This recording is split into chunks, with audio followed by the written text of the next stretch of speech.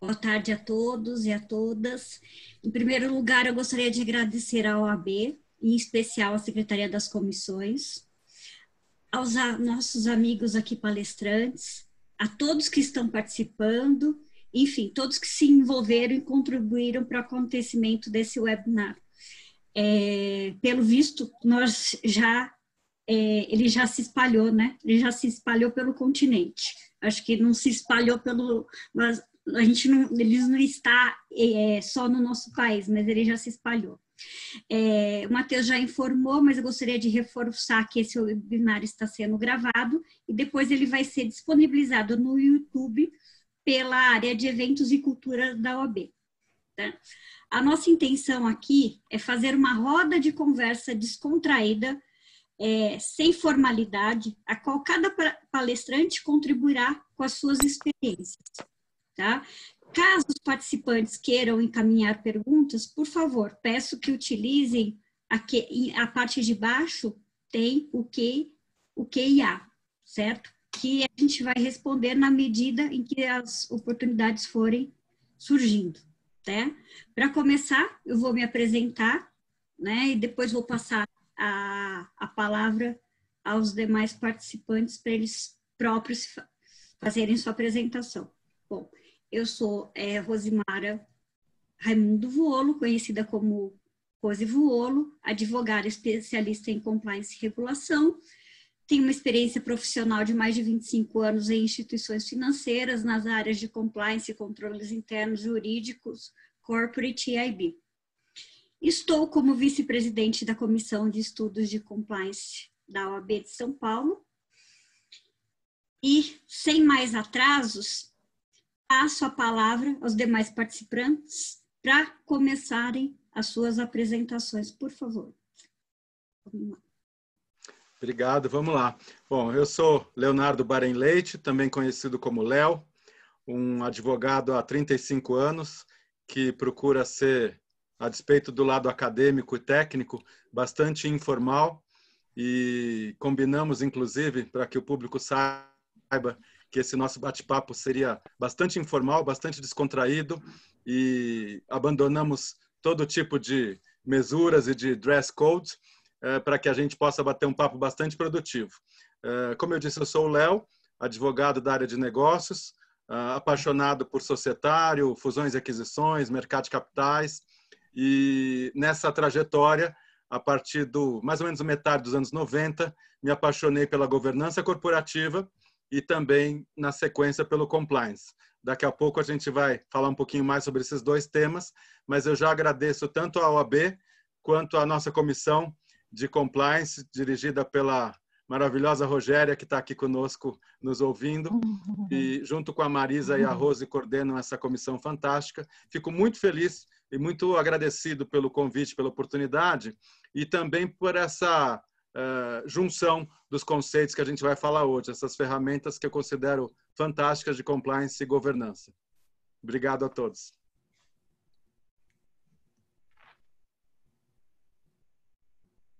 Bom, depois vai Maria Cecília, Esther e Fábio, para a gente pôr uma ordem, senão fica a gente no vácuo, tá bom? Vamos lá. Boa tarde a todas e todos, eu sou Marisa Pérez, assim como o Léo, eu sou advogada, pouco menos de tempo, só 25 anos, e trabalho na área de compliance há mais de 10 anos. Atualmente eu sou diretora de governança, riscos e compliance da Nissan para a América Latina e junto com a Rogéria e com a Rose, eu sou secretária-geral da Comissão de Estudos de Compliance da OAB, então a gente está desenvolvendo esse trabalho já faz um ano, é uma comissão muito ativa, todo mês a gente tem reuniões que a gente chama de reuniões ordinárias, abertas, não só a membros, mas também a outros interessados, e agora a gente começou durante essa pandemia com a série de lives pelo Instagram e hoje esse é o nosso primeiro webinar, tudo organizado pela Rose, que é a nossa mestre de cerimônias excepcional. Então, a gente espera que hoje seja um webinar bem interessante e com muitas questões no Q&A para a gente poder responder. É um prazer estar com vocês. Bom, então, na sequência, eu sou Maria Cecília, advogada, especializada em compliance, especializada em antitrust, Chief Compliance Officer de uma das empresas do setor de infraestrutura, e atualmente também eu sou membro do Conselho Consultivo do FGV Ethics. Então, eu estou aqui à disposição para a gente debater, conversar e trocar ideias aí a respeito desses temas de governança e de compliance. Agora sou eu. Muito bem. Bom, antes de me apresentar, eu queria agradecer o convite da comissão. É uma comissão da qual eu sou membro da comissão, tenho muito orgulho de participar, comissão liderada só por mulheres.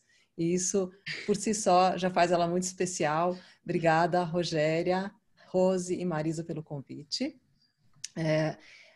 Depois dizer da minha alegria de estar aqui, é uma honra, um prazer, uma alegria, mas mencionar também que todos nós aqui estamos vivendo momentos tristes, né, difíceis, e prestar a solidariedade de todos nós aqui aos que nos ouvem e que tiveram membros de sua família ou amigos atingidos pela Covid, né?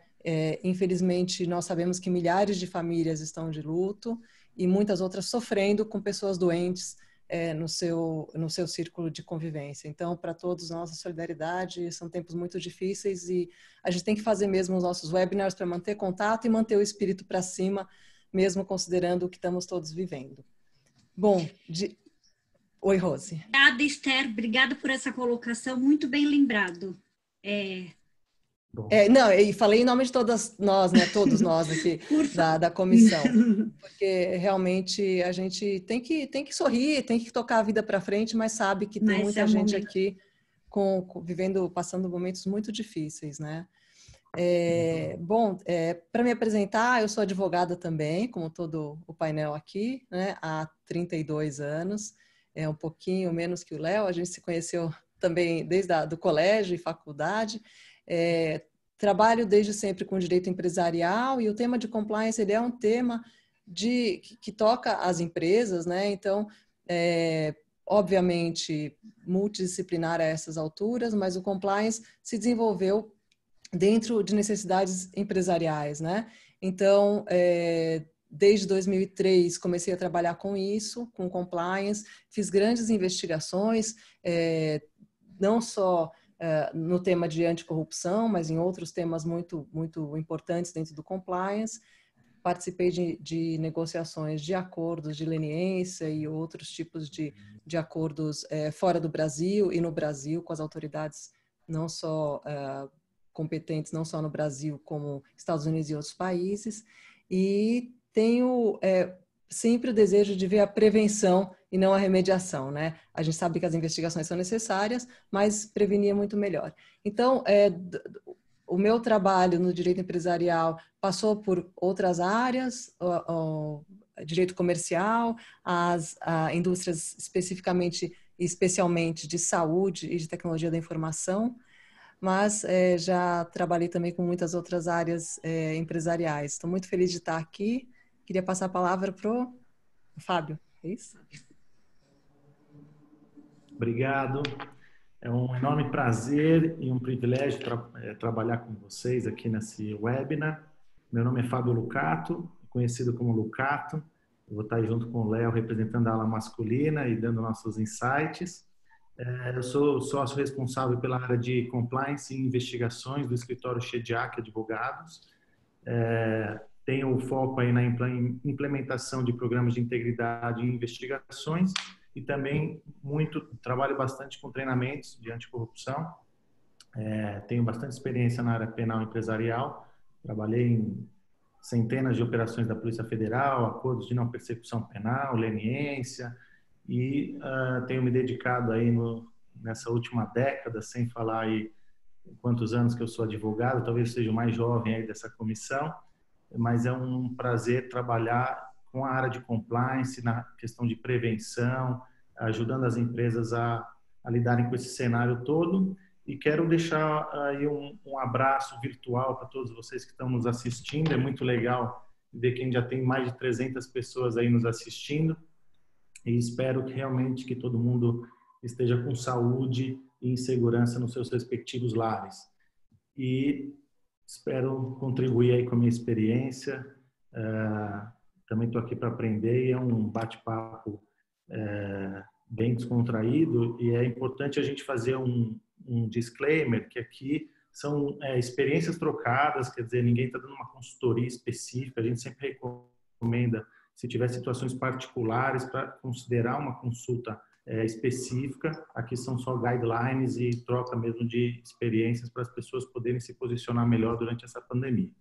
Um abraço e venham conosco.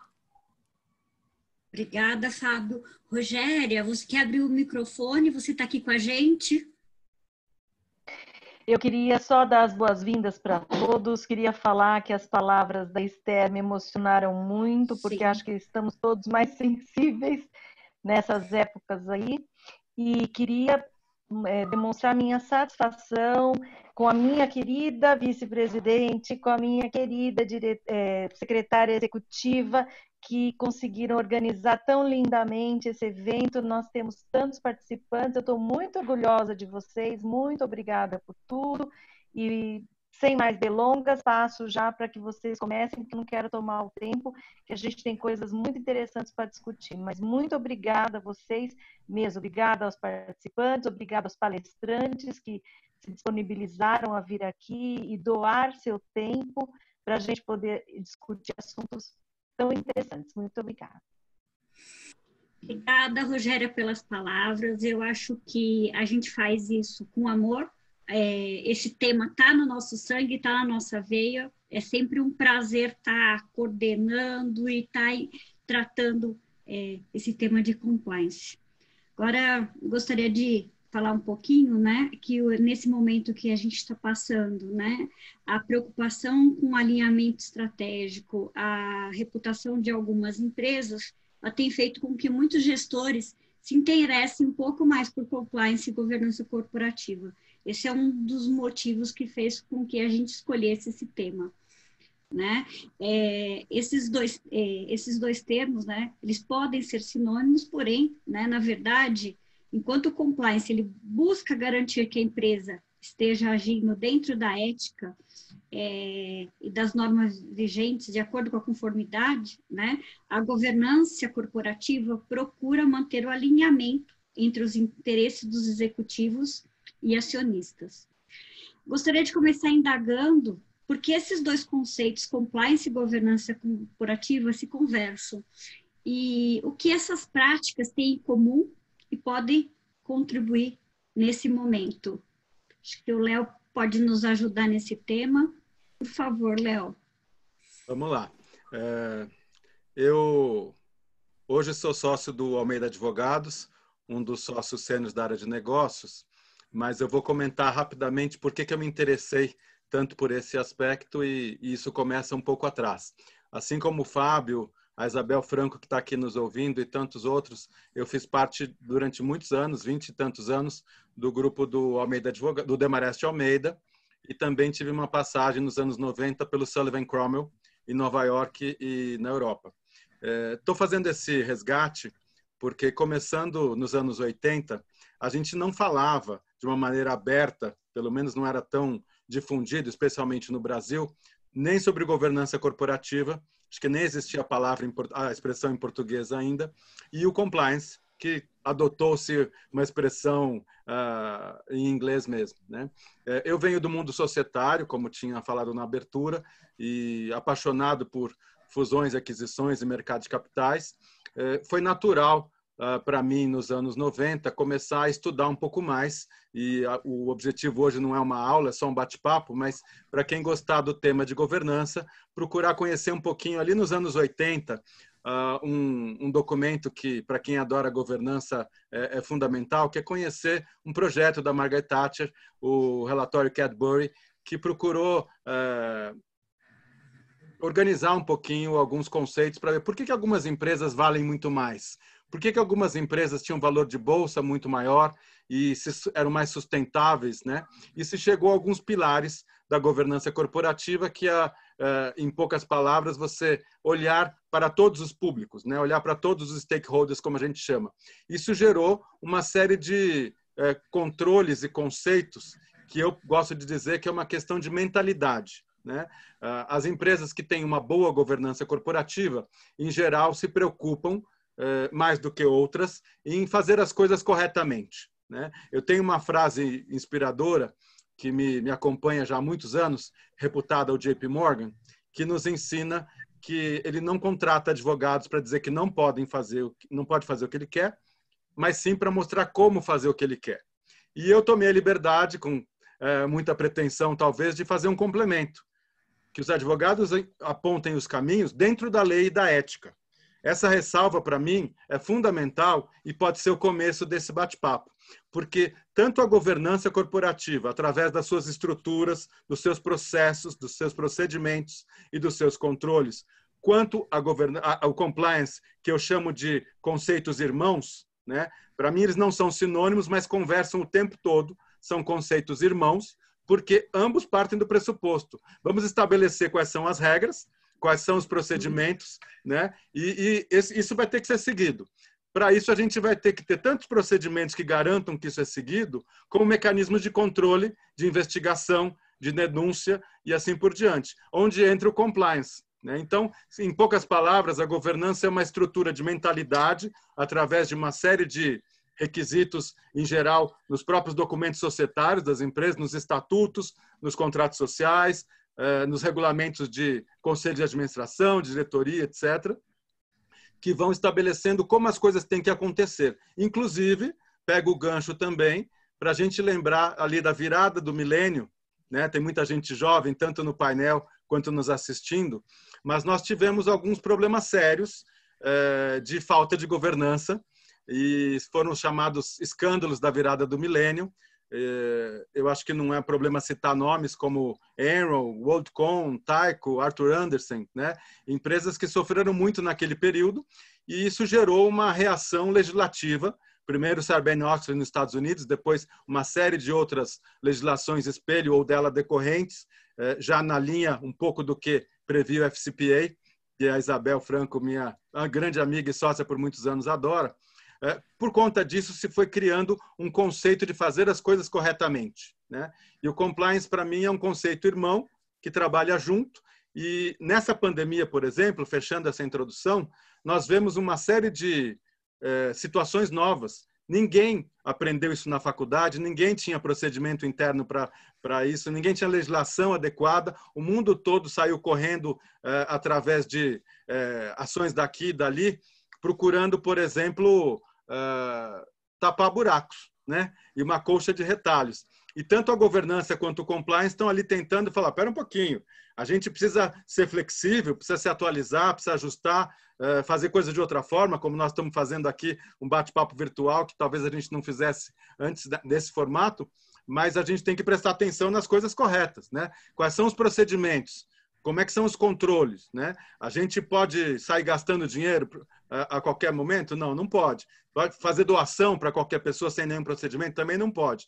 Então, essa é só uma introdução que eu fiquei de fazer, combinando com os colegas, por que nós pensamos na governança e no compliance como ferramentas que todas as empresas, a meu ver, todas, desde o comecinho, se você está começando um negócio agora, seja porque você teve uma ideia agora, seja porque você perdeu o emprego, porque a empresa ou o negócio que você tinha não estão mais funcionando bem, vão ter que fazer ajustes. Vamos criar negócios novos, tem muita oportunidade, tem muita coisa para ser feita, mas, se possível, ouçam o nosso convite. Cuidem da governança, cuidem do compliance desde o começo. Além de organizar, vai ficar muito melhor, vai ficar muito mais fácil, vai ser mais seguro e você vai ganhar mais dinheiro. Obrigada, Léo.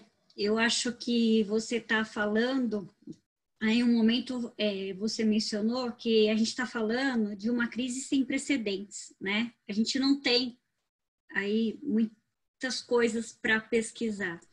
Mas, diante disso, né, como as empresas estão lidando com essa situação? Como elas estavam preparadas? Né? Eu acho que um dos instrumentos para preparar isso, né, é o BCP, né, Marisa? Ou o Programa de Continuidade de Negócios, né?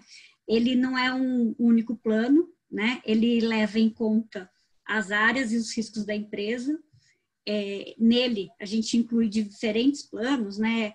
Como a gestão de crises, a comunicação, a recuperação, o que é operação em contingência, como que eu vou fazer a restauração, treinamento, etc. E eu gostaria de falar um pouquinho o que a gente pode falar, né, sobre o BCP. Oi, querida, obrigada. Eu vou até aproveitar, porque eu vi umas 2 perguntas aqui no Q&A e ver se eu consigo juntar isso. Então, acho que é muito legal, até juntando com o que o Léo falou, porque a área de governança e a área de compliance, ela tem papéis muito próximos, né? Elas trabalham de mãos dadas. Não é à toa que em algumas empresas a gente já está até evoluindo para essa área, por exemplo, como é a minha área, que é a área de governança, riscos e compliance, porque a gente combina isso tudo num único guarda-chuva. E o princípio de tudo, e alguém acabou de perguntar como estruturar o compliance, como que a gente começa, é o mesmo princípio para uma questão de gestão de risco, né? Você faz um assessment, né? Uma análise de risco para ver quais são os seus principais riscos e para onde você vai ter que olhar primeiro na companhia. E no caso do que a gente chama em multinacional de BCP, de BCP, que é o Business Continuity Plan, ou o plano de continuidade de negócios, né? Vamos tentar traduzir assim. Ele também parte desse princípio. Você vai mapear como companhia quais são os principais riscos que você não tem controle interno que vai resolver. Então, isso são exemplos claros, como, por exemplo, um terremoto, né? O que pode acontecer. E aí, como que a empresa retoma suas atividades e o tempo que você leva para cada uma dessas coisas para que o impacto no seu negócio seja o menor possível.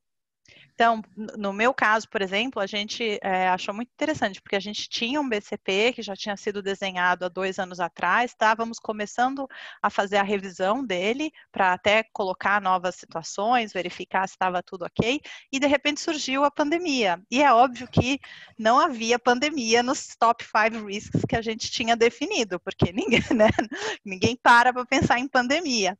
Só que, e é isso que eu acho importante, você nunca vai conseguir ter todos esses principais riscos já mapeados e definidos, né? Então, você utiliza situações similares e aplica os protocolos que você desenvolveu para isso. Então, a gente tinha, por exemplo, um dos riscos era a impossibilidade de acesso ao escritório, seja porque está em greve, seja porque o escritório está fechado por alguma questão, e aí já havia o plano de home office e todas essas outras definições implementadas. As empresas já têm que se estar preparando cada vez mais, né, para ter as pessoas com acesso aos servidores de forma remota, porque e acho que isso é uma coisa que vai vir muito forte agora, principalmente com essa pandemia, é a repensar os espaços físicos das companhias, né? Porque muitas empresas perceberam que elas funcionam à distância, né?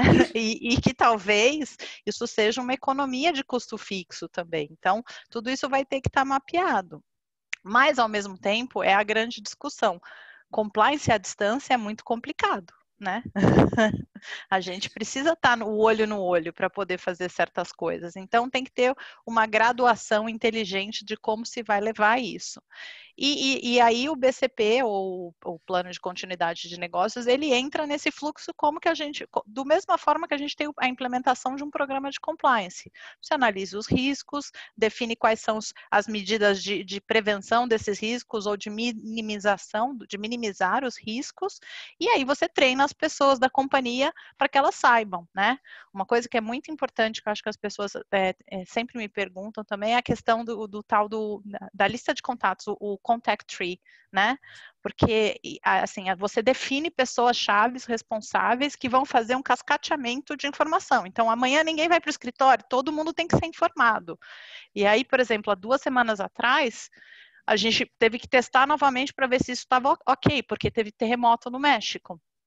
E aí, a gente pegou o protocolo do Contact Tree para ver se a gente conseguia acessar todos os funcionários da Companhia do México para ter certeza que estava todo mundo bem. Então, esse é um documento que ele tem que ser atualizado mensalmente, né?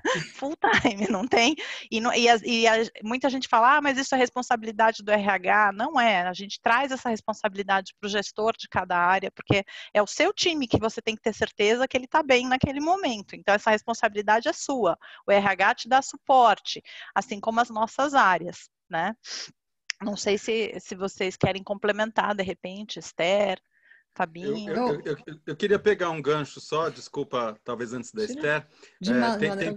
Tem perguntas aqui sobre como é que começa e quem são os profissionais, né? Inclusive, se necessariamente tem que ser advogados. Nós estamos no universo da OAB, todos nós aqui, pelo menos os palestrantes, somos advogados, mas eu diria que não necessariamente. Inclusive, em geral, você tem nas equipes, tanto de governança quanto de compliance, uma série de profissionais. Eu acho que o conhecimento e a experiência do advogado ajudam muito, muito mesmo, mas não necessariamente, e voltando a um tema que é muito caro a essa comissão, a diversidade é fantástica, inclusive de formações e de experiências, né? Mas eu gostaria só de fazer um convite ou deixar um recado para que todos se lembrem de que tanto a governança quanto o compliance, a meu ver, por mais que eles não consigam prever todas as alternativas, ninguém previa, por exemplo, essas bombas de vento que a gente tem tido no sul do Brasil há pouco tempo também, para não ficar só no contexto da pandemia, tem muita coisa que a gente não consegue prever. Mas quanto mais cedo a gente começar, eu costumo dizer, tanto o compliance quanto a governança não são feitos para tapar buraco na hora que a coisa já estourou. Comece antes, comece, se possível, na formação da empresa, avaliando os riscos, como a Marisa falou, e que controles você quer implementar para poder haver treinamento, para poder fazer ajustes, para poder imaginar como é que você vai controlar tudo isso, como é que você vai criar canais de denúncia ou de investigação depois, para fazer correção de rota. É muito comum, infelizmente, talvez a gente tenha empresários e investidores nos ouvindo, eu vou fazer um apelo, que eu já ontem tinha comentado com os meus colegas. A gente ouve e recebe com muita frequência, e é uma pena, na véspera de uma abertura de capital, na véspera de uma grande operação de M&A, ou quando já está a Polícia Federal na sua porta, como se fosse uma coisa assim que você faz no estalar de dedos. Me dá um conjunto de governança, um acordo de acionistas, uma composição de conselho, né? Um relatório de diretoria, um plano de compliance e assim por diante. Isso tudo não tem como fazer assim. Não é uma boa prática, na maioria das vezes não é nem possível. Você tem que conhecer a sua estrutura, o seu negócio, os seus riscos, as suas capacidades. Então, respondendo algumas perguntas que eu vi aqui, comece, ou se não deu para fazer até ontem, comece hoje, procure fazer antes de que seja uma emergência, e não necessariamente precisa ter advogados, mas os advogados ajudam bastante. Esther, por favor. Obrigada, Léo. Eu estava só querendo fazer um gancho em continuidade ao que a Marisa estava falando, que foi excelente, sobre a questão dos riscos, né? Quem trabalha com compliance sabe que você vai preparar um programa de compliance para elaborar, você faz um risk assessment, a gente puxa essa expressão do inglês porque o compliance se desenvolveu muito nos Estados Unidos antes de começar a amadurecer aqui, mas nós estamos muito mais maduros agora e continuamos em frente. A análise dos riscos. E aí, então, cada empresa, eu sempre trabalhei como advogada externa, né, não dentro da empresa, então isso tem o seu lado, é uma vantagem e uma desvantagem, mas a vantagem é poder ter visto várias empresas, né, muitas empresas, e cada uma delas tem que fazer a sua análise de risco. Isso para a preparação do programa de compliance. Agora, além disso, como a Marisa estava falando, tem a lista dos principais riscos, né, a empresa tem sempre isso em mente, lá os top 5, top 3, top 10 riscos que a empresa pode ter que enfrentar e que pode causar uma grande crise, né? E aí, obviamente, uma empresa mineradora tem uma preocupação ambiental que uma empresa, que um hospital não tem, mas o hospital tem uma preocupação com contaminação que a empresa mineradora não tem, e assim por diante.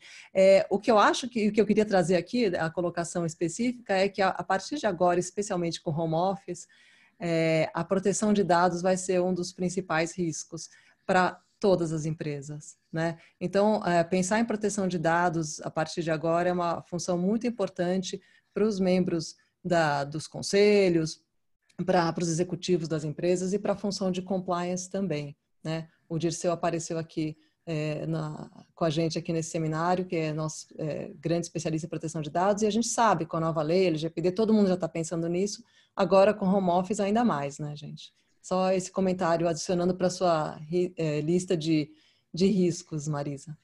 Aliás, eu quero aproveitar porque eu estou tentando ver o Q&A aqui, então, já nessa pegada, alguém de vocês falou do trabalho da Margaret Thatcher sobre compliance, e estão me perguntando o nome do trabalho. Foi o Será Léo. que alguém... Você sabe, Léo?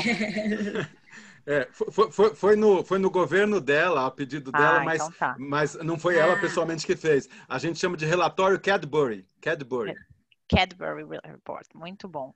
Eu queria fazer um comentário que a gente está falando aqui do universo de multinacionais, de grandes escritórios, e uma preocupação que eu acho que também surgiu nesse momento e, enfim, que a gente tem discutido, também é o problema da pequena e média empresa, que realmente, se a grande já estava com seu plano de continuidade de negócios, com sua estratégia preparada para uma crise como essa, como é que fica a pequena e a média, né? E como fica também a questão daqueles que estão nas nossas cadeias de fornecedores, né? Eu acho que esse é um ponto importante, a preocupação que as empresas que estão ali no topo da cadeia e que têm uma estrutura melhor, qual o papel dessas empresas em relação a essas empresas que estão na cadeia de fornecimento. E um ponto que o Léo falou bastante, e assim, da experiência que eu tive, a governança, ela vem até antes do compliance, né? Se você, porque nada adianta você também estabelecer um sistema de compliance perfeito, onde o Chief Compliance Officer está respondendo ao CEO da empresa, etc. Então, é muito importante que a governança seja bastante sólida, né? Então, eu acho que são 2 pontos aí que eu estou trazendo aí para complementar tanto o que o Léo falou, quanto o que a Marisa falou, e um pouco do que a Esther falou. Aí a preocupação de você ter uma governança preparada antes, no momento pré, para você poder estabelecer um bom sistema de compliance, e a preocupação aí com essas empresas que não tiveram, a gente falando de pandemia, condições ou não tem sequer o know-how, né? Uma preocupação que eu tenho visto em alguns sindicatos e associações de classe, de responderem a essa demanda que está acontecendo agora em relação à gestão da crise, vamos dizer assim. Muito bem colocado, Maria Cecília. Sempre importante trazer os elementos aí. Eu falo que a criatividade vai nos ajudar para unir esforços, para ter mais cooperação, solidariedade e trazer o humanismo aí. Eu acho que antes do compliance, antes da governança, vem a ética e isso tudo está no mesmo caminho. No final aí, eu vou falar do caso da Patagônia, que trata muito até do conceito do ESG, do meio ambiente, social e governança corporativa, né? Unindo esses 3 grandes ramos aí para superar essa pandemia. Marisa, o Cláudio já colocou aqui no chat. Sim, eu pedi para ele colocar. E alguém colocou o link, eu pedi para a pessoa colocar o link também no chat, gente. Aí vocês são muito proativos, eu não sei se eu consigo acompanhar tudo aqui. Tem várias perguntas, deixa eu ver alguma que já dá para a gente puxar até. Achei interessante uma aqui. Cadê? Deixa eu encontrar. Léo e Esther aqui. Que é do Ricardo, pegando carona no comentário do Leonardo, então o compliance póstumo deve ser considerado ineficaz? Isso é, após o ato lesivo, qual o peso do compliance para apuração do fato? Gostei desse conceito de compliance póstumo, né? Eu nunca tinha ouvido de verdade. Achei uma forma delicada de se colocar uma empresa que, na realidade, o programa de compliance ou é inexistente ou ele não foi não foi preventivo, que é o trabalho que a gente faz, né? E que nesse momento, então, ele ainda deve ser mais complexo, porque na gestão de crise ninguém estava tão preparado para isso. Alguém de vocês quer comentar? Eu vou só entrar na brincadeira, mas de uma maneira séria, dizendo que há coisas que antes tarde do que nunca, né? Então, eu estava falando a minha recomendação, que acho que é de todos, que desde a formação de uma empresa, desde a ideia, já se pense, tanto o Sebrae, por exemplo, faz um trabalho lindo de ensinar o empreendedorismo, procura difundir isso no Brasil, e tem ali uma série de cuidados para serem tomados pelos empreendedores desde o começo, ajudando inclusive os pequenos, né? Mas, junto com isso, minha sugestão é já considerem a governança e o compliance desde o começo, para que você já nasça e já cresça organizado e tudo que for possível já seja previsto. Mas, se não deu para fazer antes, como eu disse, comece hoje, né? Ainda que seja a posteriori de muita coisa, é lógico que se o fato já aconteceu e você não tinha previsão nem nos seus documentos societários, nem na sua estrutura de governança e nem no compliance, é possível que você talvez não consiga punir como a questão teria sido tratada se antes tivesse essa previsão. Talvez você não consiga pegar isso, mas a gente vai aprendendo, é uma construção dinâmica e permanente. Acho que tanto o compliance quanto a governança, como qualquer plano de negócio, para falar de business plan também, a gente tem aquela questão do PDCA, né? Que é uma questão cíclica e permanente. O compliance, a Rogéria fala muito isso nas nossas reuniões, você tem que ir melhorando e aprendendo o tempo todo. Então, melhoria contínua, né? Vou deixar para as colegas complementarem, mas se você não fez antes, é uma pena, mas faça daqui para frente. Cecília. Eu queria só fazer um comentário aí, não posso, enfim, entrar em detalhes, mas eu tive a experiência de ter que fazer um compliance e participar de um processo de compliance a posteriori. É um trabalho árduo, mas ao mesmo tempo ele é um trabalho que vai te demandar que você atinja ou busque atingir, né? Porque a gente nunca vai ser 100% perfeito, um estado da arte. Então, eu tive a experiência de ter essas demandas vindo de diversas autoridades, né? Ministério Público, DOJ, CAD e por aí vai.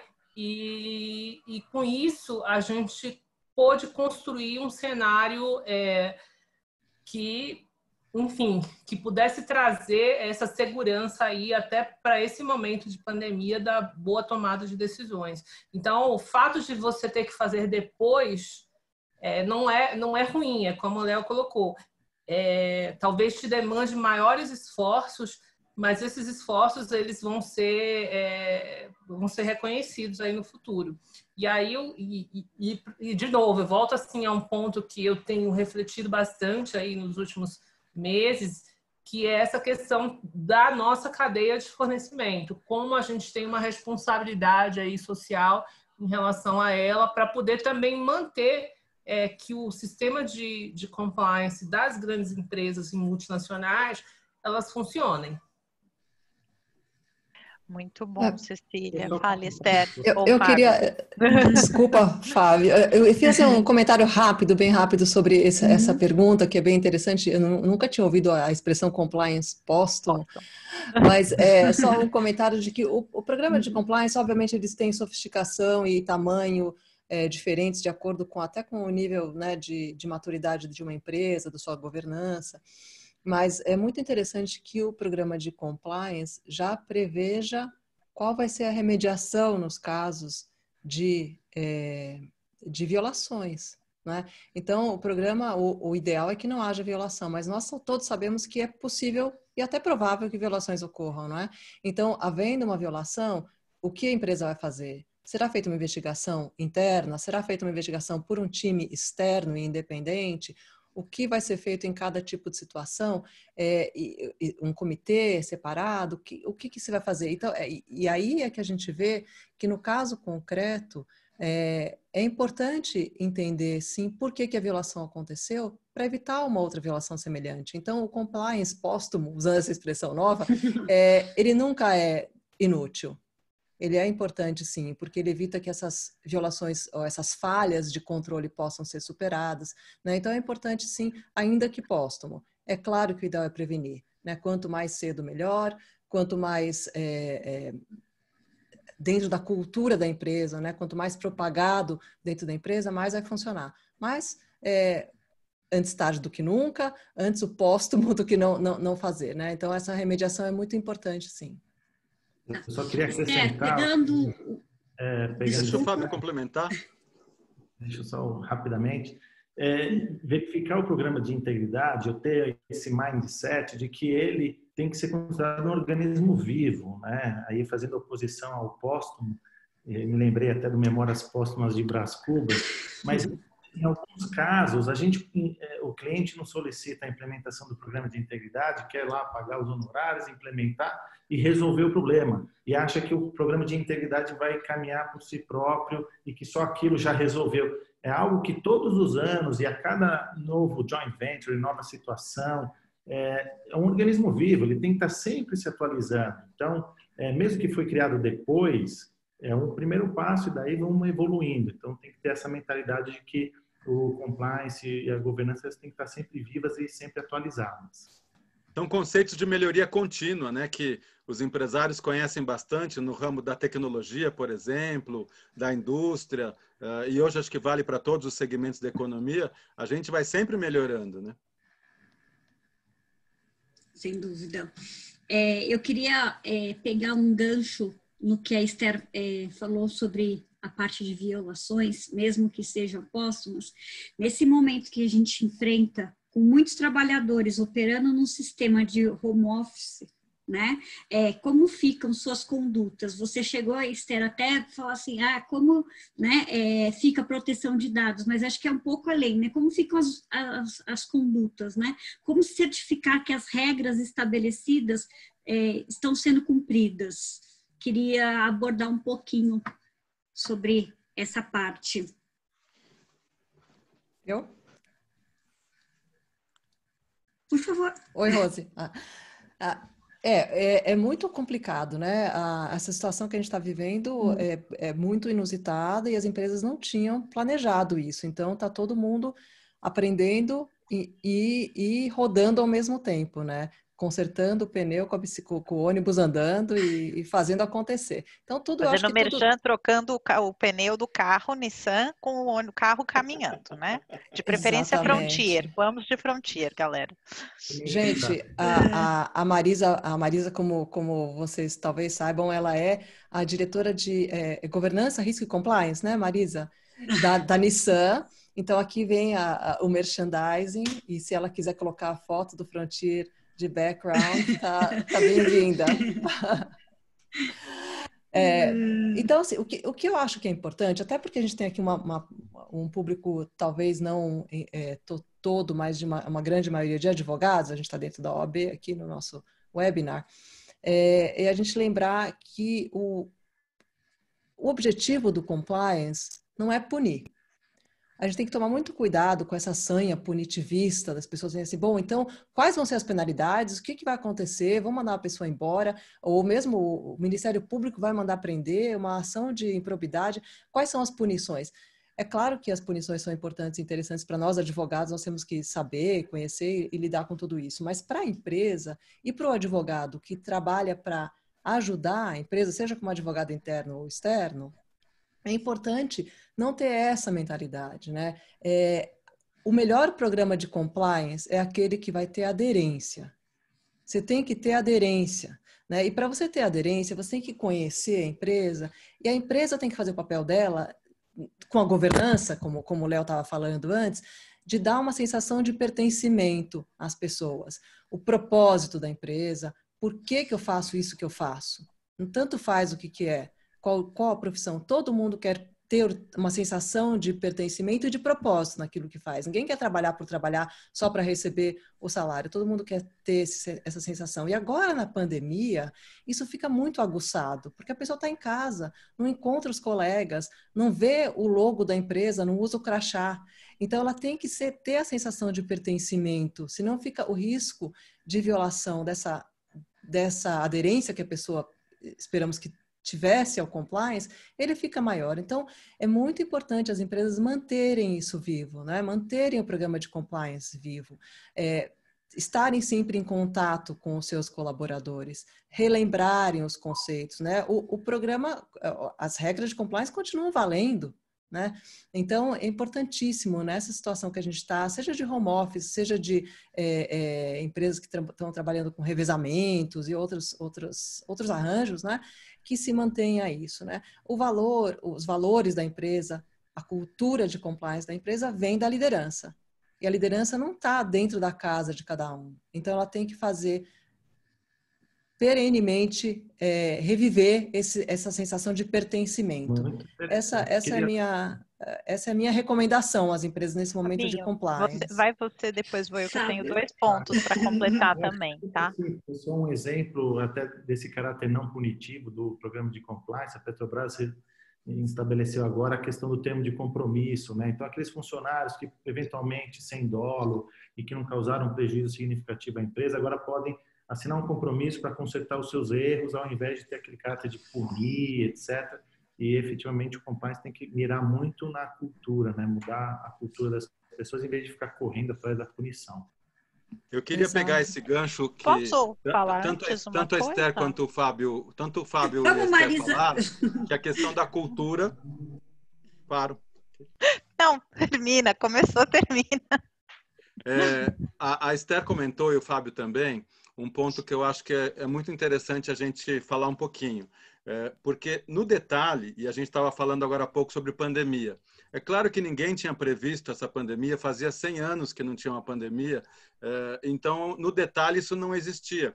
Mas tanto a governança quanto o compliance, que a gente está falando aqui, são questões de mentalidade e de cultura. E elas precisam vir do que a gente chama de top management, né? Que precisa não apenas passar essa informação, essa certeza, essa cultura, RH ajuda muito, treinamentos ajudam muito, mas também isso tem que ser uma questão que todo mundo sinta o que a gente já falou aqui, que é a aderência, para que você já saiba quais são as linhas mestras. Se existe a cultura de vamos fazer as coisas corretamente, eu posso não ter previsto no detalhe alguma coisa que o Risk Assessment não mostrou, porque não foi considerado naquela época. Mas eu já tenho o contorno. E a gente também precisa lembrar sempre que isso é uma cultura de exemplo, né? Não adianta também a gente ter... falei agora há pouco do Cadbury, né? Mas eu, às vezes, uso uma expressão que outros talvez usem também. Não adianta ter governança só no papel, ou compliance só no papel, ou o que a gente chama de para inglês ver. Tem que ser uma coisa real, efetiva. Ainda que eu não tenha o detalhe, eu preciso ter pelo menos essa linha mestra e o exemplo vindo de cima. Se eu tiver esses 2 pontos desde sempre, costuma funcionar muito melhor. Era só um recado. Marisa, por favor. Imagina, adoro. Sempre acrescenta. Não, eu acho que tem alguns pontos que foram aqui que eu queria fazer uma junção.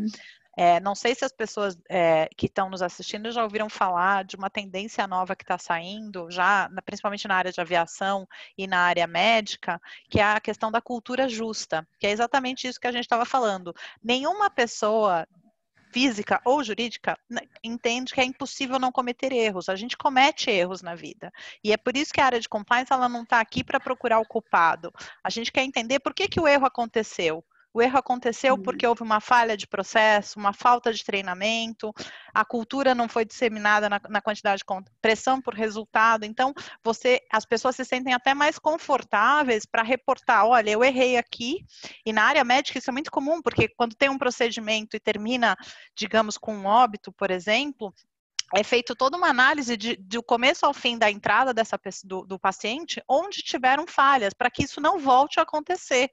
Então, é essa a questão que a gente tem que começar a trabalhar, né? Óbvio que sempre vão ter ali uma percentagem de casos que são pessoas que estão fazendo violações, atos ilícitos, né? Que são crimes, e aí é diferente do grosso do que a gente trabalha, né? Então, e aí a cultura é parte fundamental disso. Por isso que tem essa nova tendência que se chama cultura justa. Temos questões milhares aqui, Rose, e uma que eu acho que a gente pode usar para puxar, e eu começo e aí a gente passa para os outros, como o compliance vai ajudar na retomada das atividades, né? Eu tenho falado muito nos webinars que eu participo, que eu acho que a gente é presença fundamental. Primeiro porque nesse momento a gente tem que reavaliar nossos procedimentos e processos para ver se realmente... até porque a necessidade e a urgência fazem que a gente tenha que tomar decisões mais rápidas, será que isso não é uma forma da gente também revisar o procedimento? Será que ele ainda está aderente para fazer a tomada de decisões? Né? E na volta... ajudar a companhia a tomar essas decisões de forma mais unificada e manter o registro de tudo que foi decidido para que a empresa se sinta segura dos riscos que está assumindo, né?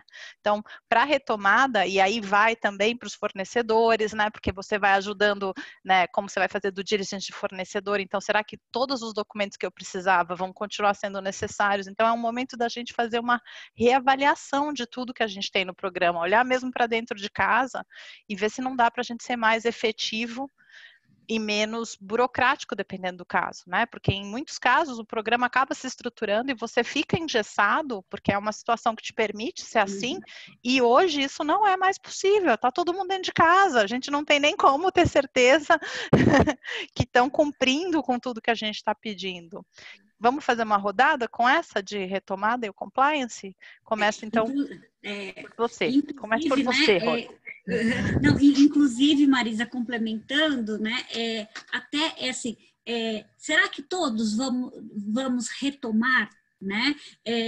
Ou trabalhar fisicamente numa empresa? Eu acho que muita coisa vai mudar e a gente tem que estar acompanhando qual que é o risco, qual que é a cultura da nossa empresa e estar ajustando o programa de acordo com isso. Acho que passo a palavra para, por favor. Estava fazer um comentário aí complementar em relação à retomada. Um tema que eu tenho acompanhado e discutido bastante. Eu acho assim, tem 2 pontos que precisam ser observados na retomada. Primeiro é o que está acontecendo agora. E enfim, eu acho que a gente deve abordar em algum momento aqui hoje no debate, são todas essas requisições governamentais, etc., doações, patrocínios, compras emergenciais, que isso vai precisar estar muito bem documentado e muito bem registrado, né, dentro das empresas, não só os problemas de pequenas fraudes, etc., mas também essas tomadas de decisões mais estratégicas das companhias. É um ponto que eu considero assim super relevante, porque enfim, eu estive tanto do lado dos escritórios, né, como a Esther, fazendo advisor para as companhias, como dentro de uma empresa, montando enfim, implementando a história do compliance todo dentro da companhia. Então, esse eu acho que é um ponto importante. E o segundo ponto que vem, e aí olhando um pouco a crise, né, que veio acompanhando toda essa pandemia e como é que vão ser a retomada, um pouco de discussão de quem é que vai ter a continuidade do negócio, quem não vai, os recursos que vão estar disponíveis. E o que a gente observa, olhando muito o mercado financeiro, é que os novos recursos não irão para as empresas que não estejam em compliance. Então, o papel do compliance vai ser extremamente estratégico. A gente está vendo agora uma onda de demissões, uma onda de redução de equipes nas empresas, as 2 coisas que eu observo, a redução de equipes e a contratação, sem nenhum demérito, claramente, de equipes mais júniores, mas a gente vai precisar que essas equipes de compliance estejam assim, muito bem capacitadas para acompanhar os líderes, acompanhar os conselhos de administração nessa nova retomada aí das atividades. Porque o dinheiro vai estar escasso e esse dinheiro vai para quem tiver. O Fábio já mencionou aí o conceito de ESG, que está vindo fortemente, né? O conceito de governança, sustentabilidade e direitos humanos, e isso associado também com problemas que possam vir depender do setor, né, de tudo que a gente está observando que está acontecendo agora no país, com riscos de corrupção, riscos de formação de cartéis, etc. Então, o compliance vai ter um papel, assim, eu vejo, assim, extremamente relevante na retomada. Bom, o meu comentário continua nesse seu, Maria Cecília. Eu acho que a retomada só pode acontecer se tiver a proteção à saúde e segurança absoluta. Ou seja, em relação à saúde, não podemos pensar em retomar as atividades se tiver um risco ao empregado, ao trabalhador. Isso não pode ter, assim, não pode ter discussão em relação a isso, certo? Eu vi uma medida que um cliente adotou de segurança, que foi usar máscaras, uma máscara branca, uma cinza e uma preta, para identificar que os funcionários estavam trocando de máscaras nos turnos. Então, isso é uma iniciativa muito interessante, né? E aí a questão da retomada também vai envolver discutir uma nova forma até de operar. E aí vai muito na linha do propósito, do caso de você ter aí uma empresa responsável. E eu vou citar mais adiante a questão do caso lá da Patagônia, que é uma empresa que, para mim, tem muita referência por ser uma pioneira no capitalismo sustentável, etc. Então, se tiver a segurança e a saúde, aí se pode pensar na retomada das atividades. Uhum. Daí nessa linha, só um comentário, Rose. o compliance, talvez em muitos casos, tenha se preocupado muito em cumprir as leis que tratam, né, de questões dos controles financeiros das empresas, de pagamentos e assim por diante, mas hoje, especialmente com aquilo que a gente está vendo, né, com a crise afetando a saúde das pessoas, a dor espiritual que as pessoas estão sentindo, a ansiedade, o medo, tudo isso, tem que se prestar muita atenção no compliance de direitos humanos, né? As empresas respeitarem os direitos humanos no sentido mais amplo, mas que a gente vê muito, né? Já há muito tempo as empresas têm políticas que tratam disso, que tratam de trabalho infantil, não é? De fornecedores que não podem ser cadastrados porque trazem matéria-prima de zonas de guerra e assim por diante.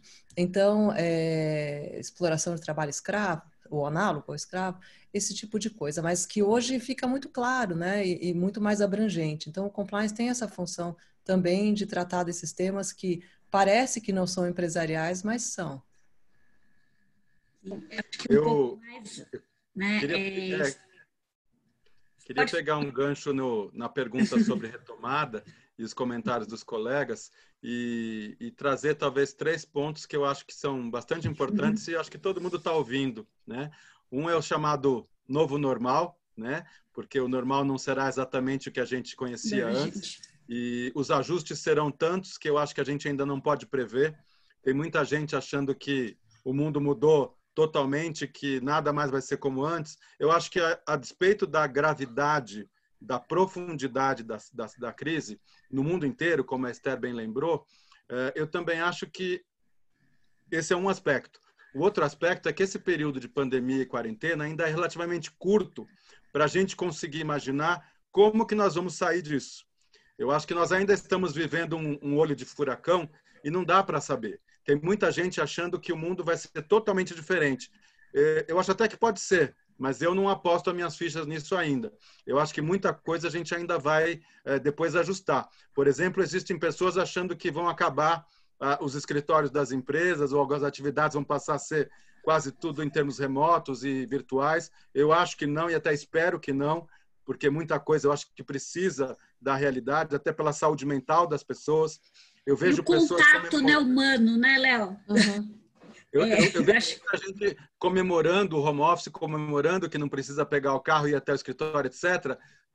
Todo respeito, isso é um corte. Tem pessoas que não estão se adaptando, tem essas atividades que não estão se adaptando. Então, o primeiro ponto é que eu acho que é muito cedo para se fazer previsões, né?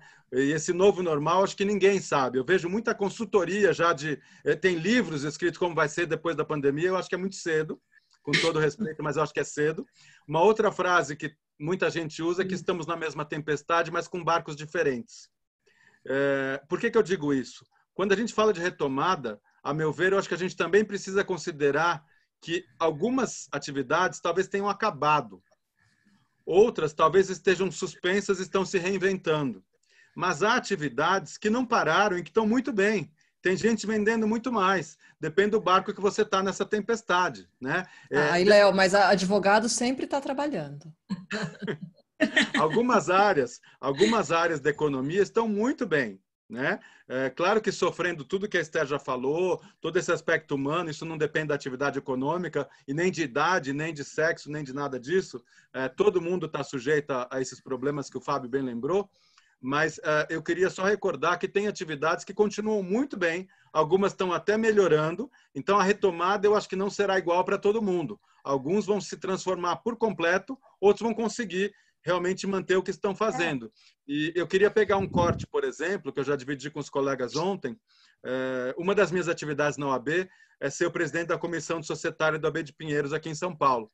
E nós fizemos um bate-papo parecido com esse, com o presidente e com o procurador-geral da Junta Comercial de São Paulo há cerca de 2 semanas, e ouvimos números muito interessantes de que, no caso da Junta Comercial de São Paulo, até maio, se via um número 3 vezes maior de abertura de empresas do que de fechamento. Por mais que existam senões nessa estatística, que pode não ser é exatamente isso em termos de por que as empresas estão fazendo esses movimentos. Eu acho que é muito interessante ver que tem muito negócio abrindo, tem muito negócio crescendo, tem atividades novas. Toda essa coisa da logística, de tecnologia, de entregas, de canais eletrônicos, isso tudo está empregando muita gente, está gerando investimento e está criando empresas novas. Então, eu acho que ainda é cedo para a gente falar de como vai ser a retomada. Mas, pegando o gancho do nosso bate-papo de hoje, com governança, eu acho que com compliance. Muita empresa está retomando, né? Então, assim, a gente já veio nesse último mês vários setores reabrindo, principalmente no estado de São Paulo, alguns outros estados, né? E eu digo como exemplo, a minha empresa retomou a produção no dia 24 de junho. A gente está há 2 semanas operando na fábrica e tivemos que fazer zilhões de protocolos para que isso funcionasse, né? E é um controle diário e está dando certo, graças a Deus. A gente tem um monitoramento muito próximo dos operadores, né? Dos operários, e eles estão muito felizes de estarem retornando, porque é exatamente isso, né? Quem estava, por exemplo, em suspensão de contrato de trabalho não via a hora de voltar a trabalhar. Né? Agora, com certeza, a gente vai readequar esse novo normal da vida, né? Rose, só para te dar um lembrete, já são 18 horas e 36 minutos na cidade de São Paulo. Nossa, radialista, gostei. Gostou? E aí, acho que falta, a gente tinha dito que a gente iria até as 19, então só para a gente não se perder neste... Complementando, Marisa, um pouco o que você estava falando antes do nosso horário de encerramento, mas acho que tudo isso é muito além, né? Essa retomada, ela vai muito além do compliance, né? A gente tem que considerar como fica, né? Também a responsabilidade das empresas, o aspecto, né? Da dignidade humana, a sustentabilidade. Acho que o Fábio tem um pouquinho de um case para contar aqui para a gente. É verdade. E faz a gente estar refletindo um pouco mais e nos ajuda a ver e pensar, né? Como que a gente quer retomar, né? Qual a melhor forma, né? O que a gente pode fazer para isso, né? Bom, na prática, quando a gente falou aí de uma governança corporativa como uma ferramenta, né, para enfrentar esse durante e após a pandemia, do nosso lado, tomando como exemplo no nosso escritório, a gente tem um comitê que já havia sido instituído para resolver as questões do escritório e um comitê que foi feito com uma resposta rápida e dinâmica aos assuntos, né? Além disso, criamos boletins de informação para divulgar todas as alterações de medidas provisórias, compartilhamos isso gratuitamente para todos os clientes, para se posicionarem em relação às suas atividades. Temos estabelecido reuniões periódicas, com bastante frequência, e a sugestão que eu dou é sempre ouvir os colaboradores. Não há sentido em ter uma empresa se você não preservar os seus colaboradores, o lado humano. Então, um canal de comunicação direto com os colaboradores é muito importante para ouvir deles o que eles estão enfrentando, colher sugestões, críticas e ir adequando a governança e o seu programa de integridade para atender a essas demandas. Eu vi um exemplo de uma empresa de tecnologia que criou um canal de suporte online, com disponibilização de um aplicativo, suporte não só tecnológico para as pessoas poderem continuar trabalhando, mas também psicológico, para a pessoa poder enfrentar essa ansiedade e essas questões advindas da pandemia. No meu modo de ver aí, na vida simples que eu falo, o propósito empresarial, ele primeiro precisa redefinir o conceito de sucesso hoje, né? A gente tem um conceito aí muito ultrapassado de lucro acima de tudo e tem que ser convertido para um lucro com benefícios sociais e ambientais.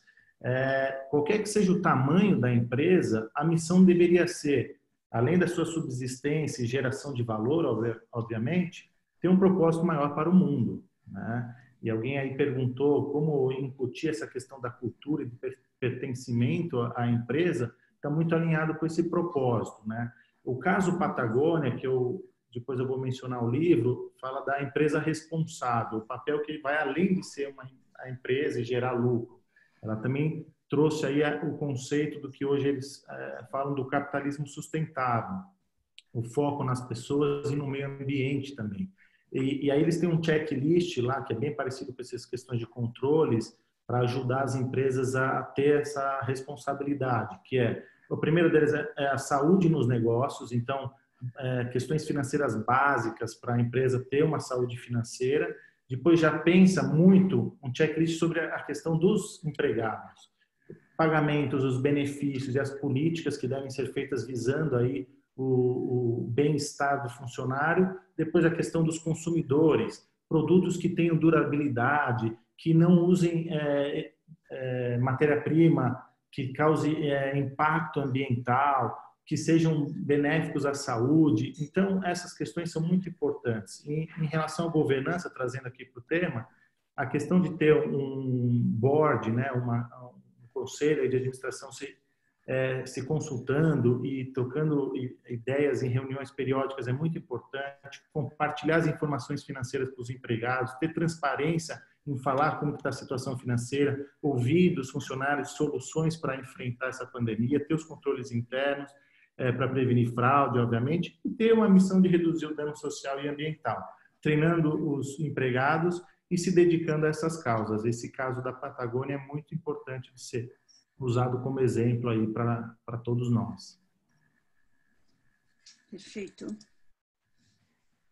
Alguém gostaria de fazer alguma colocação?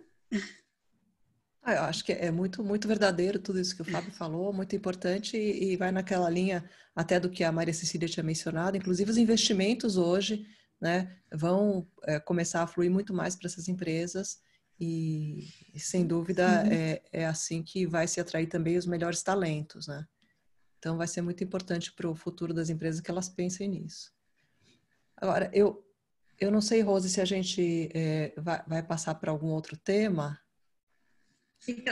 Você gostaria de fazer alguma colocação? Fica à vontade, Esther. Não, eu acho que... Nós estamos assim, aqui no nosso bate-papo. A intenção é deixar vocês...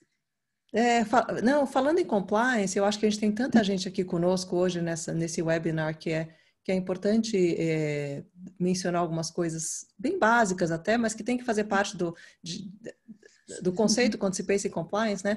Que é muito mais fácil, mais barato, mais eficiente fazer com que as pessoas façam o certo do que ter que corrigir o errado depois, né? Então, muita gente pensa, será que eu preciso ter um programa de compliance? Será que eu devo parar de fazer outra coisa aqui mais produtiva, mais lucrativa para dedicar tempo ou recursos a isso? Mas sim, a resposta é sim, vale muito a pena, né? Porque o que você fizer antes vai sair mais barato e vai ser muito mais eficiente do que você ter que corrigir depois. E mais, né? Você transmite a cultura, porque isso é o que a empresa quer, é o que a governança da empresa quer, é o que ela colocou e não o que ela foi obrigada a fazer depois que alguém descobriu o problema, né? Então, isso vir espontaneamente, como um ato proativo da empresa, tem um valor muito maior do que o mesmo programa colocado depois para corrigir uma situação, né? Um erro, uma violação que aconteceu, uma operação da Polícia Federal ou coisas que a gente sabe que no Brasil tem exemplos muito numerosos, né?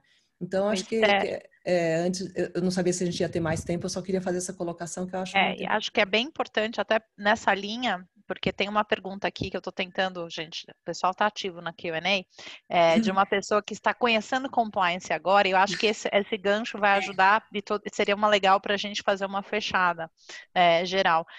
Uma pessoa que está conhecendo compliance agora, não seria função do setor jurídico da empresa zelar para que as normas, leis sejam cumpridas?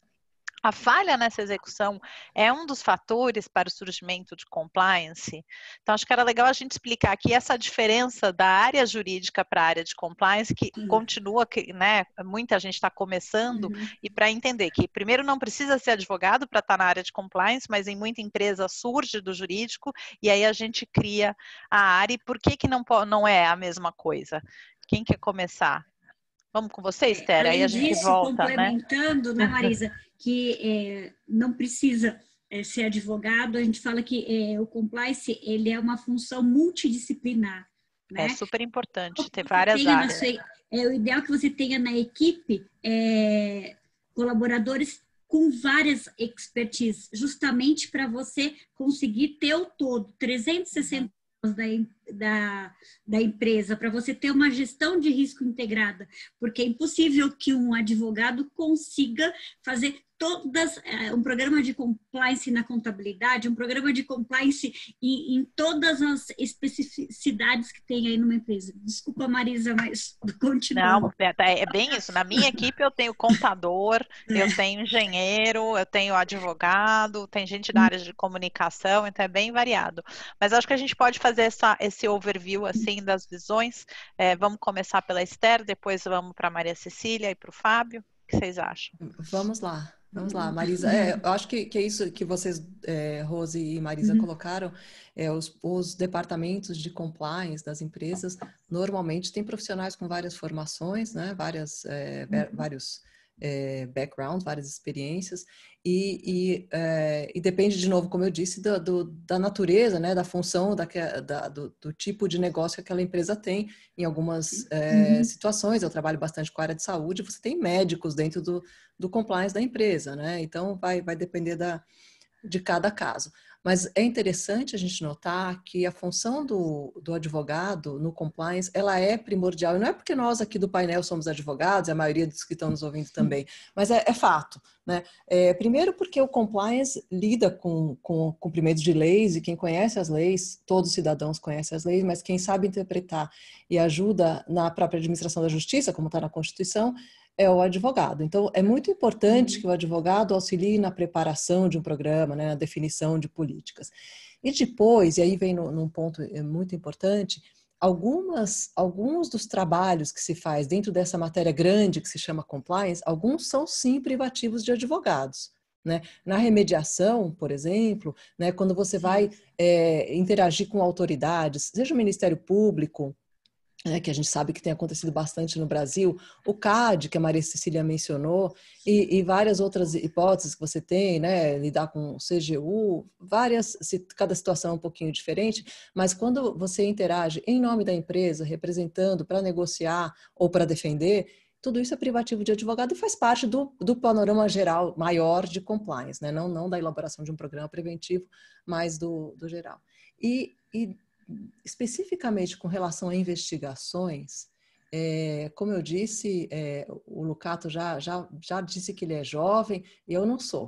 Né? Então, assim, nesses muitos anos de experiência trabalhando com compliance, as investigações são um tema muito sensível, né? E nas investigações é muito importante ter um advogado, porque é comum que as pessoas esbarrem nas investigações e esqueçam de respeitar algumas leis, alguns direitos individuais, né?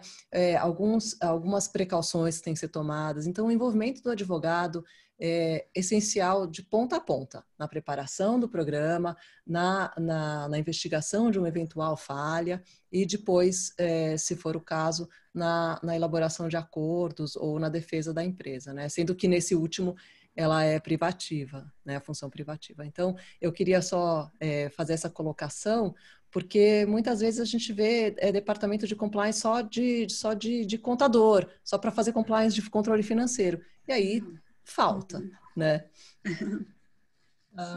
Vamos lá. Eu queria só pegar um gancho no comentário anterior da Esther, do custo aí de você não ter compliance. A gente viu o que aconteceu aí recentemente na operação da Lava Jato, quer dizer, foi muito custoso para as empresas que não tinham, e realmente geralmente o que a gente fala que se a gente acha que o compliance é expensive, que é caro, try not to be in compliance. Então, esse é um mantra assim, importante quando a gente vê uma situação dessa, de um pouco de desinvestimento que a gente está observando agora nos tempos de pandemia e a crise, e provavelmente os problemas que a gente vai ver aí no futuro decorrentes dessas contratações emergenciais, ausência de licitação e etc, etc. Agora, em relação ao papel do compliance, eu tenho eu enxergo um pouco que é um tema multidisciplinar, ou seja, a equipe tem que ter advogado, tem que ter auditor, ou como a Esther mencionou, na área de saúde tem que ter médico, Mas se você quer um sistema de governança perfeita, o compliance e o jurídico deveriam estar afastados. Não que a função do compliance não deva ser do advogado, mas o jurídico e o compliance, eles têm objetivos diferentes, né? O compliance vai ali defender os princípios básicos da economia, desculpa, da economia não, da empresa, e o jurídico vai estar muito defendendo o acionista e etc. Então, isso pode gerar, como eu já observei, situações de conflito. E fora essas questões de privilégio, de acesso a informações, etc. O papel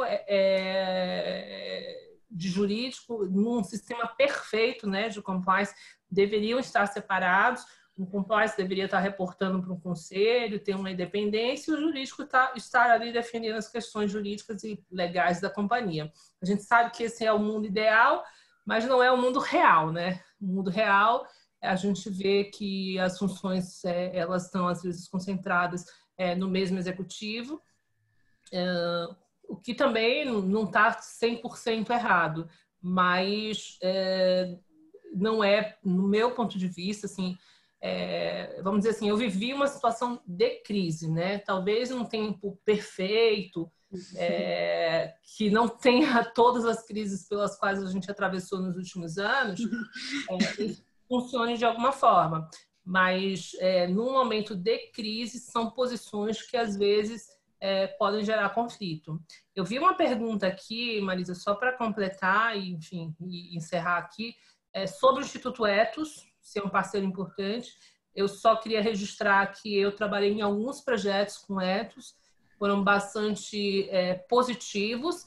Eu acho que, inclusive em ações coletivas no setor de infraestrutura, com apoio do Ethos, eu acho que sim, é um parceiro importante, eles têm um background importante nessa questão de governança e de compliance. Os associados são empresas importantes aí na economia brasileira.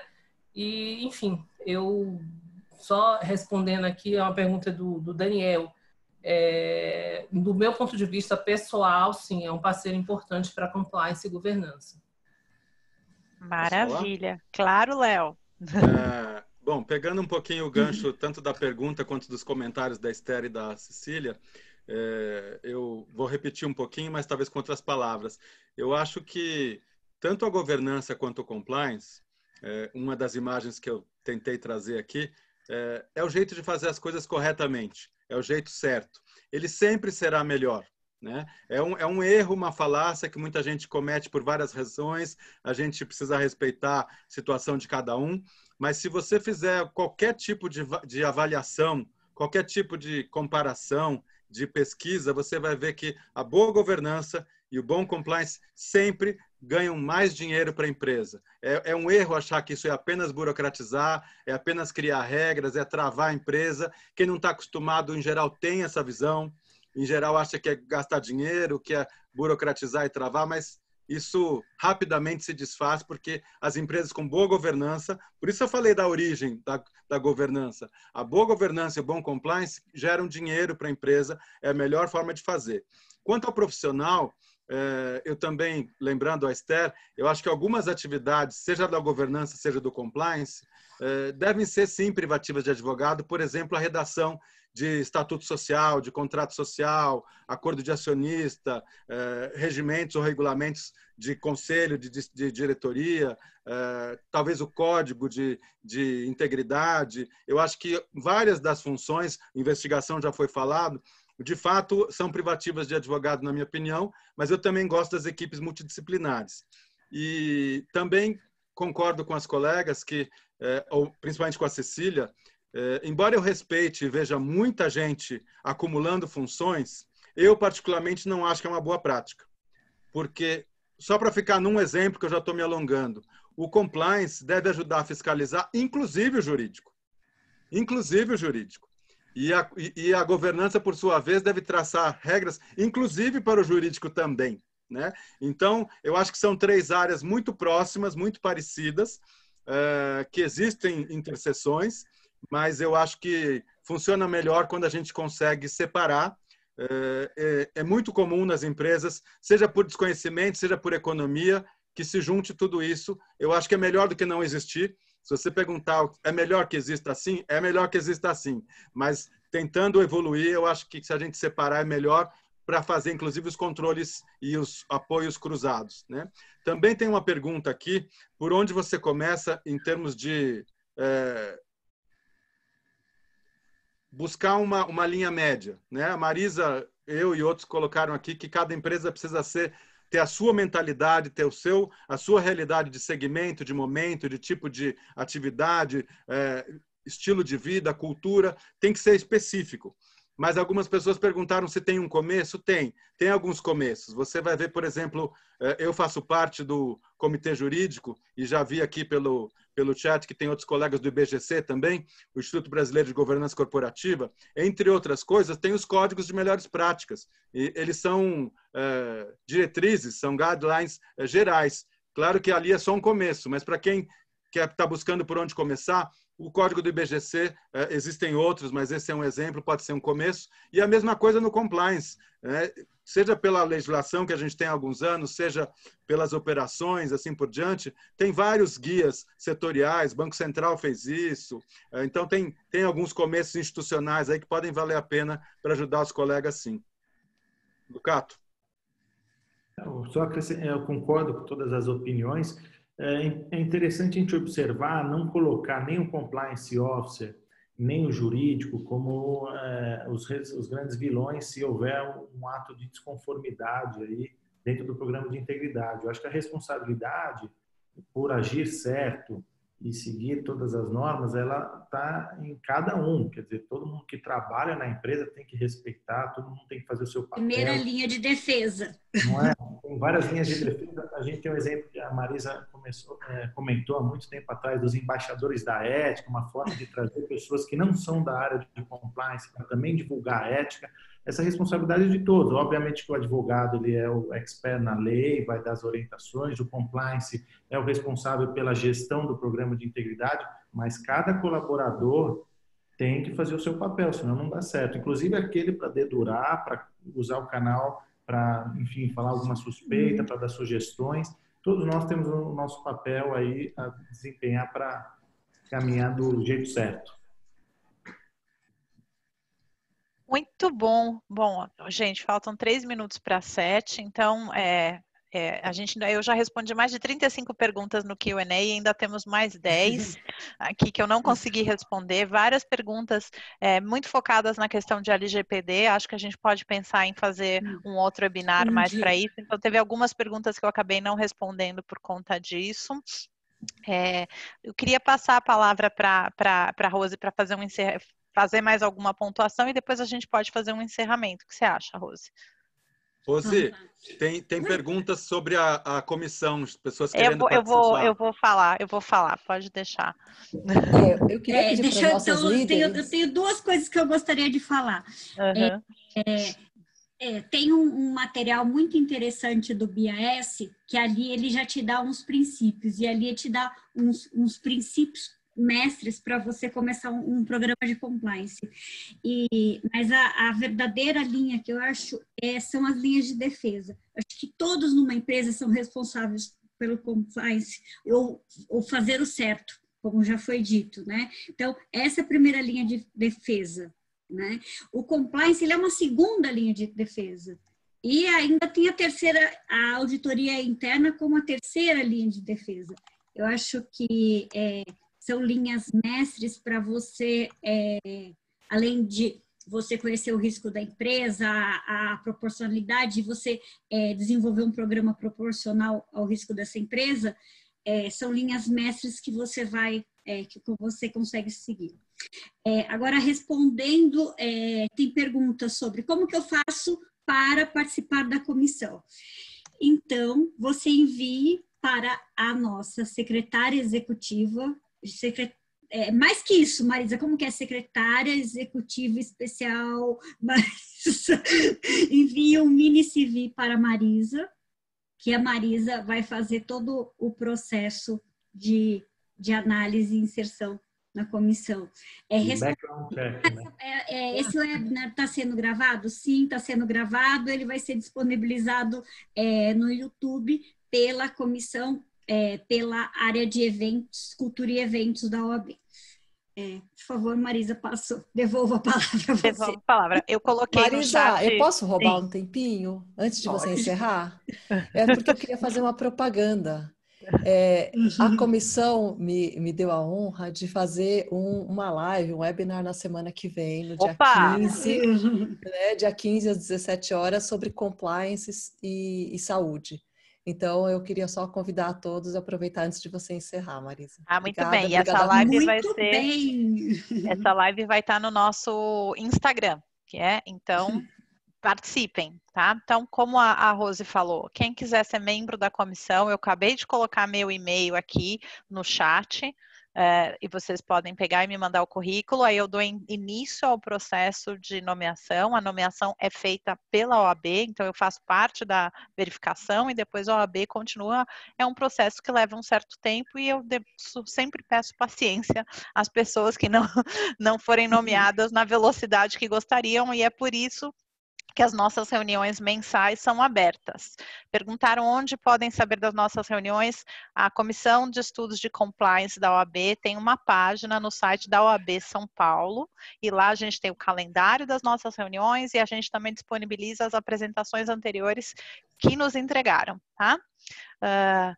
Eu, juntamente com a Rose e com a Rogéria, em nome da comissão, queríamos agradecer imensamente esse debate excepcional com esses participantes que trouxeram um conteúdo profundo, né? Daria com certeza para a gente ficar aqui conversando mais 3 horas, pela quantidade de perguntas que a gente foi recebendo ao longo dessa jornada de quase 1h30. E agradecer também à OAB e à área de eventos da OAB por ter disponibilizado essa plataforma, e que vai, como a Rose disse, deixar no site, no YouTube da OAB, vai estar disponível para que a gente possa compartilhar, ver novamente, tirar novas dúvidas, e com certeza a gente em breve vai estar, além das lives que a gente já está fazendo no Instagram da comissão, a gente terá algum outro webinar por aqui. Tá bom? Então foi um prazer. E surge aqui também uma oportunidade da gente fazer uma segunda rodada desse, né? Sim, né? Com certeza. Para ficar bem bonito, sim. Como eu brinquei com a hora do horário, agora eu sou essa questão youtuber, assim, então foi bom estar com vocês, discutir com vocês, debater com vocês, e eu espero encontrar a todas e todos muito em breve novamente. E que fiquem bem. Aqueles que puderem, fiquem em casa. Lembre-se que a saúde é o principal bem que a gente tem na vida, e é isso que a gente tem que pensar nesse momento. Muito obrigada a todas e todos. Um abraço. Obrigada. Obrigada, gente. Boa noite. Tchau. Acho que é a